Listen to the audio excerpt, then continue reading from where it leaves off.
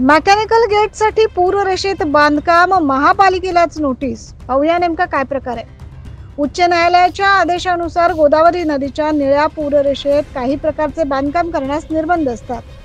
Smart city कंपनीच्या माध्यमातून Ahilyadevi Holkar पुलाखाली mechanical गेटच्या बांधकामासाठी काँक्रिटीकरण करण्यात येते. त्यामुळे आता समिती सदस्यांनी कायदेशीर सल्लागाराच्या मदतीने न्यायालयाच्या आदेशाचे अवमान झाल्याप्रकरणी नाशिक महापालिका, महाराष्ट्र प्रदूषण नियंत्रण मंडळ, स्मार्ट सिटी कंपनी तसेच जिल्हाधिकाऱ्यांना नोटीस बजावली. गोदावरी नदीसह उपनद्या विरोधात पर्यावरण प्रेमी निशिकांत पगारे यांनी दाखल याचिकेवरील सुनावणी दरम्यान गोदावरीच्या प्रदूषण मुक्तीसाठी विभागीय आयुक्तांच्या अध्यक्षतेखाली उच्चस्तरीय समिती स्थापन झाली. या समितीने निरी संस्थेची मदत घेतली असून संस्थेने नदीच्या निळ्या पूररेषेत कुठल्याही प्रकारचे बांधकाम होऊ देण्यास शिफारस केली. असे असताना अहिल्यादेवी होळकर पुलाखाली मेकॅनिकल गेट बसवण्याचे काम स्मार्ट सिटी कंपनी मार्फत सुरू असल्याने समितीचे निशिकांत पगारे यांच्यासह प्राजक्ता बस्ते यांनी आक्षेप घेतलाय.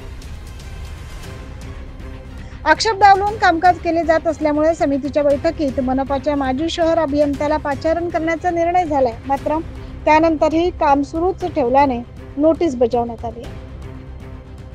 9 न्यूज महाराष्ट्रासाठी प्रतिनिधी अमोल वाघमोडे.